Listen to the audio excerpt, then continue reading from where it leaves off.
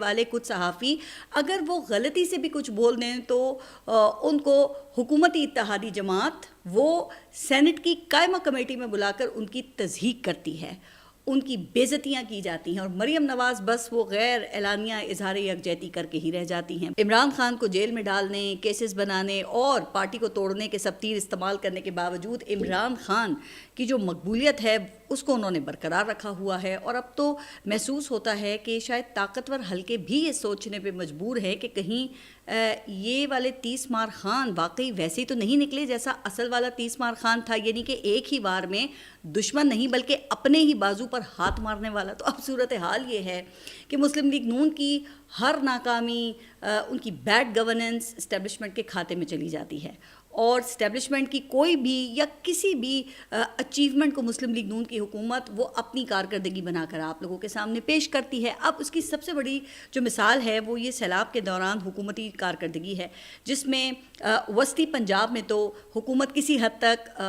Active دکھائی دی ہے، لیکن جنوبی پنجاب کو جس طرح سے یہ بے یارو مددگار چھوڑا گیا ہے اس پر عوام کا غصہ اسٹیبلشمنٹ کے کھاتے میں گیا۔ چونکہ جناب تاثر یہی ہے نا کہ اس حکومت کو اسٹیبلشمنٹ لے کر آئی ہے، لیکن اب یہ حال ہی میں جو سعودی عرب کے ساتھ پاکستان کا ایک تاریخی اور بہترین دفاعی معاہدہ ہوا،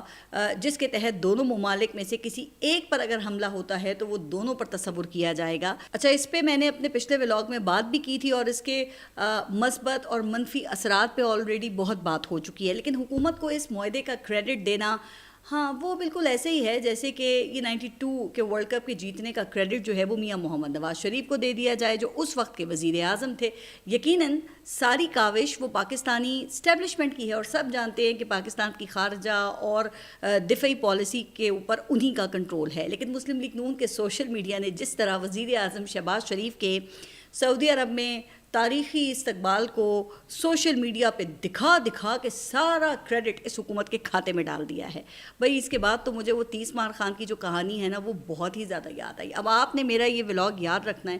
کہ اگر ایسا ہی کوئی معاہدہ قطر یا UAE سمیت کسی بھی اور گلف کنٹری کے ساتھ ہوا تو مسلم لیگ نون کا واویلا وہ پھر دیکھنے والا ہوگا۔ اچھا، کچھ نیوٹرل لوگ یہ کہہ سکتے ہیں کہ جناب یہ تو دونوں کا ہی کریڈٹ ہے، تو جناب اگر یہ دونوں کا کریڈٹ ہے تو پھر مہنگائی، بے روزگاری، دہشت گردی، جرائم اور بدامنی کا کریڈٹ بھی دونوں کو ہی دے دینا چاہیے۔ پھر میاں محمد نواز شریف کو ماضی کی طرح بھارت سے دوستی کی پالیسی جاری رکھنے کی اجازت ہونی چاہیے۔ بہرحال یہ 30 مار خان کی کہانی تو آپ کو پتہ ہے کہ پھر یہ چلتی ہی رہے گی، کیونکہ 30 مار خان کی کارکردگی کو اون کرنا مجبوری ہے۔ اس وقت کوئی دوسرا آپشن بھی نہیں ہے نا، اور جو ایک وہ آپشن بن گیا تھا وہ اس وقت جیل میں ہے، اور وہ دوبارہ آپشن بننے کو اب وہ تیار نہیں ہے۔ اب حال یہ ہے کہ وفاقی ادارے جیل میں عمران خان سے تحقیقات کے دوران ان کے ایکس اکاؤنٹ آپریٹ کرنے والے کا سراغ جو ہے وہ نہیں نکلوا سکے، اور عمران خان کے ایک جملے کہ جبران الیاس تم سب سے زیادہ محب وطن ہے، اس کو اپنا کمال بنا کر اس وقت میں پیش کر رہے ہیں کہ عمران خان نے تحقیقاتی اداروں کے مشکل سوالات سے گھبرا کر نادانستگی میں تسلیم کیا کہ عمران خان کا جو ایکس اکاؤنٹ ہے جو حکومت کے لیے اس وقت درد سر بنا ہوا ہے وہ جبران الیاس چلا رہے ہیں۔ حکومتی حامی جو صحافی ہیں ان کی طرف سے یہ باتیں اور تجزیے خوب کیے جا رہے ہیں کہ عمران خان کے تو جناب پسینے چھوٹ گئے اور عمران خان گھبرا گئے، لیکن جناب عمران خان کے بدترین مخالف بھی نا وہ اس بات کو تسلیم کر رہے ہیں کہ عمران خان وہ گھبرانے والا نہیں ہے۔ وہ یہ پچھلے 2 سال سے جس بہادری سے جیل کاٹ رہا ہے اس کی امید تو کسی کو بھی نہیں تھی۔ ایک ایسا شخص جس نے بڑے ہی لیوش طریقے سے زندگی گزاری ہو اور ہمیشہ کیمروں کی چکا چوند اور عوام کے جھرمٹ میں رہا ہو، اس کے لیے تو ایک ہفتہ بھی جیل کاٹنا پھر مشکل یا ناممکن ہوتا نا، لیکن وہ شخص وہ 2 سال سے جیل کاٹ رہا ہے اور کسی قسم کا سمجھوتا کرنے سے انکاری ہے، جس طرح کی خبریں آتی ہیں۔ اب ایسے میں کہا جا رہا ہے کہ وہ حکومت کے تحقیقاتی اداروں کے سوالات سے گھبرا گیا ہے۔ سبحان اللہ۔ چلیں اب اگلی دفعہ پھر کوئی اگر تحقیقاتی ادارہ عمران خان سے تحقیقات کرنے جائے تو کیا خیال ہے کہ اپنے ساتھ لائیو اسٹریمنگ کا سامان بھی لے جائے اور یہ پوری تحقیقات میڈیا اور سوشل میڈیا پر لائیو نشر کرنے کی اجازت دی جائے، تو پھر اچھی طرح معلوم ہو جائے گا کہ घबरा कौन किससे रहा है। अभी हफ्ते को वज़ीर आज़म शहबाज शरीफ ने लंदन में वो थे और उन्होंने पाकिस्तानी हाई कमीशन में पाकिस्तानी कम्युनिटी से ख़िताब किया, और इस दौरान वही हुआ जो हमेशा होता आया है। पाकिस्तान तहरीक इंसाफ के हामी हाई कमीशन के बाहर एहतजाज करने के लिए पहुंच गए, नारेबाजी हुई और बात जो है वो हाथापाई तक भी पहुंच गई। अच्छा, इस दौरान फिर इसाक डार के ख़िताब के दौरान वहाँ पर पाकिस्तानी सहाफ़ी भी आपस में दस्तो गिरबा हो गए और बात जो है वो गाली गलोच तक पहुँच गई। वैसे ये वाकई बड़ी अफसोसनाक सूरत हाल है। किसी भी मुल्क के बैरून मुल्क मुकीम शहरी अपने मुल्क के वहाँ सफ़ीर होते हैं, और जाहिर है कि अगर आप इस तरह की हरकत व सकनात करेंगे तो फिर आपका मुल्क ही बदनाम होगा ना इससे। लेकिन वज़ीर आज़म शहबाज शरीफ और इसाक डार से भी दरख्वास्त है कि खुदारा आप फिर इस तरह के मकामात से खिताब करने से गुरेज कर लिया करें ना, जहाँ इस किस्म के वाक़यात का इम्कान हो। चूँकि देखें, ये बात तो फिर सभी को मालूम है कि ओवरसीज़ पाकिस्तानियों की अक्सरियत वो इमरान खान की हामी हैं और वो मौजूदा हुकूमत को फॉर्म 47 की हुकूमत समझते हैं। और फिर इसाक डार ने निकल कर वहाँ से सहाफ़ियों को शर्म दिलाने की कोशिश की। तो इसाक डार साहब, अगर वैसे यही कोशिश आप अपनी पार्टी के अंदर भी कर लें तो शायद मुस्लिम लीग नून का भी कुछ भला हो जाए। लेकिन ये तो दावे करते हैं ना कि मियाँ मोहम्मद नवाज शरीफ जो हैं वो आज भी मुल्क के अजीम लीडर हैं और मुस्लिम लीग नून की मौजूदा हुकूमत तो इस वक्त मकबूलियत की महराज पर है। तो एक तरफ आपके ये दावे हैं और दूसरी तरफ हाल ये है कि एक शख्स की रिहाई का रास्ता रोकने के लिए आइन, कानून और अदलिया के रूल्स सब कुछ तब्दील कर दिए जाते हैं। मखसूस जजेस का रास्ता रोकने के लिए फिर 26वीं आइनी तरमीम लाई जाती है और वो जिस तरह से पास करवाई जाती है उस पर भी आपको पता ही है कि बहुत बात हो चुकी है। और फिर जो थोड़े बहुत नकाइस रह जाते हैं ना, उसको दुरुस्त करने के लिए अब 27वीं आइनी तरमीम के मंसूबे बनाए जाने लगते हैं। अब सुप्रीम कोर्ट और इस्लामाबाद हाई कोर्ट के जजेस वो खतूत पे खतूत लिख रहे हैं और अलमिया ये है कि जजेस एक दूसरे पर आइन और रूल्स की खिलाफवर्जी जैसे इल्ज़ामात आयद कर रहे हैं। अब एक जज चेयरमैन पीटीए की तकर्री को गैर कानूनी करार देकर उन्हें ओहदे से हटाता है तो फ़ौरन एक डिवीज़न बेंच बनाकर इस फैसले को मुअत्तल करके जो चेयरमैन पीटीए हैं उनको ओहदे पर बहाल कर दिया जाता है। अब मैं चेयरमैन पीटीए की तैनाती की जो डिटेल्स हैं उसमें नहीं जाऊँगी। हो सकता है कि भाई उनकी जो तैनाती हो वो कानूनी हो और हो सकता है कि उनकी तैनाती के लिए तरीक़ाकार जो है उसको फॉलो ना किया गया हो, लेकिन जिस तरह मखसूस जजेस के फ़ैसलों को तब्दील करने के लिए बेंचेस तब्दील होते हैं तो इस तरह तो फिर जो अच्छे फ़ैसले हैं वो भी मुतनाज़ा हो जाते हैं। अच्छा, फिर दूसरी तरफ पाकिस्तान तहरीक इंसाफ का कमाल ये है कि वो ख़ुद को मुतहर्रिक और अपने सपोर्टर्स को चार्ज रखने के लिए कोई ना कोई फिर एक्टिविटी करती रहती है और उनकी छोटी से छोटी जो एक्टिविटी है फिर कहा जाता है कि वो भी निज़ाम को हिला कर रख देती है। अभी ये पिछले दिनों उन्होंने वो मिशन नूर का ऐलान किया था जिसमें पाकिस्तान तहरीक इंसाफ के सपोर्टर्स ने घरों की छतों पे चढ़कर अजानें देनी थी। अब मैंने ये कहा था कि मुझे इसकी शरई दलील नहीं मालूम, लेकिन मुझे ये भी नहीं मालूम था कि इससे तो भाई एक बूंदछाल आ जाएगा। इस मिशन का ऐलान 2 हफ्ते शायद पहले किया गया और हैरानकुन तौर पे पाकिस्तान तहरीक इंसाफ के मुखालिफिन की तरफ से इसके ऊपर मुकम्मल खामोशी रही। लेकिन एक दिन पहले इंकशाफ ये हुआ कि 20 सितंबर एक इस्लाम दुश्मन कम्युनिटी का दिन है और वही उस रोज़ अजानें भी देते हैं। और खुश आइन बात फिर ये थी कि इसका इंकशाफ पाकिस्तान तहरीक इंसाफ के अंदर से ही कुछ लोगों ने किया और फिर आरिफ अलवी, हलीम आदिल शेख, अली मोहम्मद ख़ान समेत कई लोगों ने इस पर बल्कि इससे बरात का ऐलान किया। अब पाकिस्तान तहरीक इंसाफ ने इसका नाम तब्दील करके हुक्म आज़ां रख दिया है और अब ये दिन 20 सितंबर से 24 सितंबर तक मनाया जाता रहेगा। मैं फिर कहूँगी कि मुझे किसी मुबैना ज़ालिम निज़ाम से निजात हासिल करने के लिए छतों पे चढ़कर अज़ान देने की शरई दलील नहीं मालूम। भाई ये उलमा का काम है, लेकिन साथ ही पाकिस्तान तहरीक इंसाफ को भी चाहिए कि वो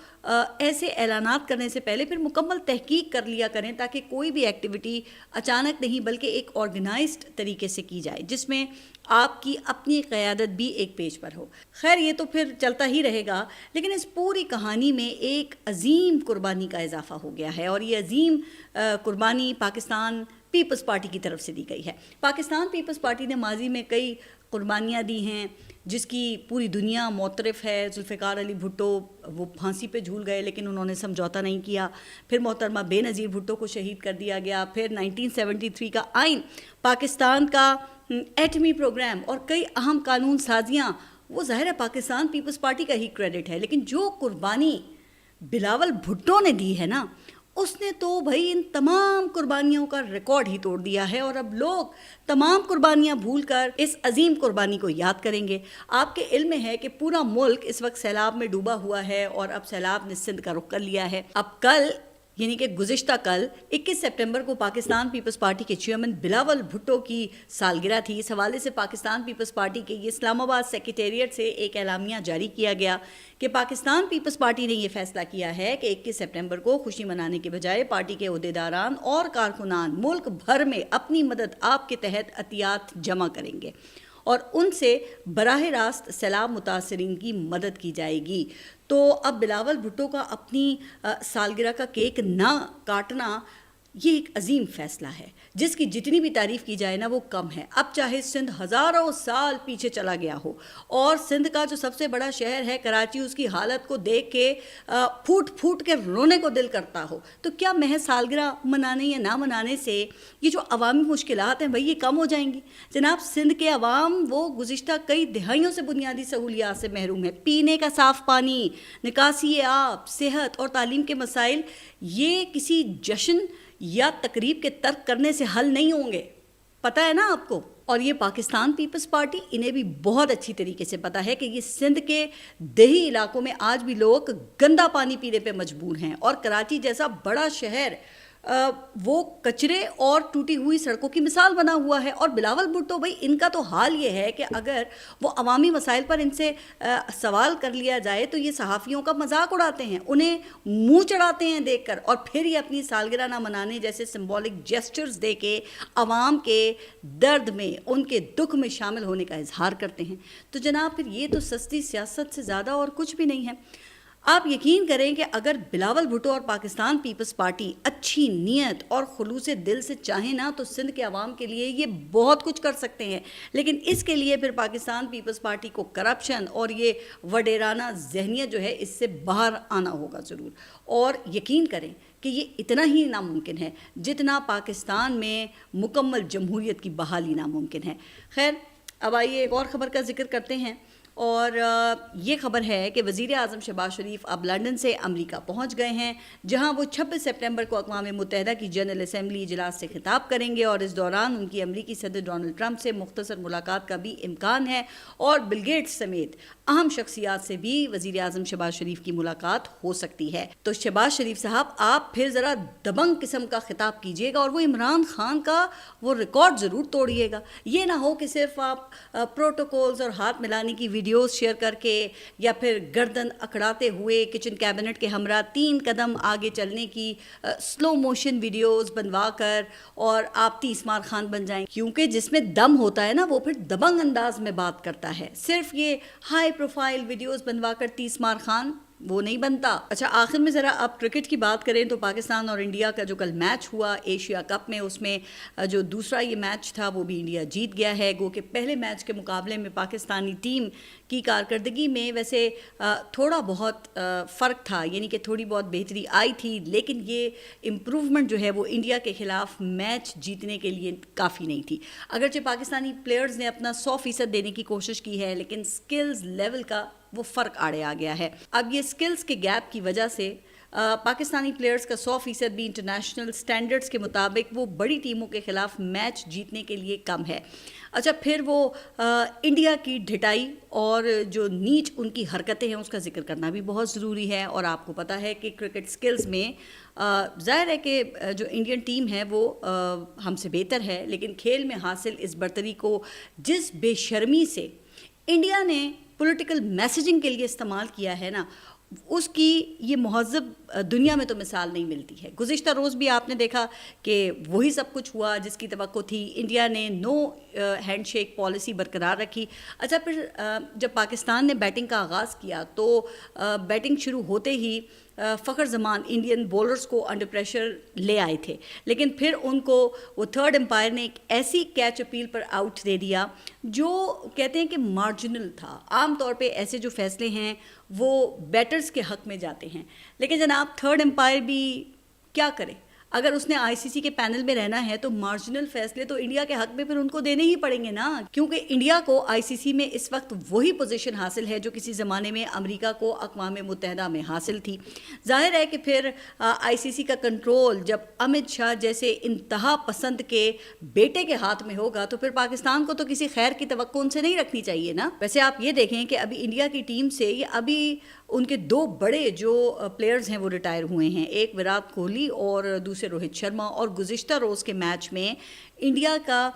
وہ جو ٹاپ پرفارمر رہا وہ روہت شرما کی ریپلیسمنٹ ہے، جو کہ ٹیم میں اس وقت نیا آیا ہے، ابھیشیک، لیکن اس نے روہت شرما کی کمی وہ اپنی ٹیم کو محسوس نہیں ہونے دی۔ تو جناب یہ ہوتا ہے پھر ڈومیسٹک کرکٹ کا فرق ہے، اگر ایک بڑا پلیئر جائے تو اس کی پرفیکٹ ریپلیسمنٹ تیار ہو، لیکن ہمارے یہاں تو یہ تب ہوگا نا جب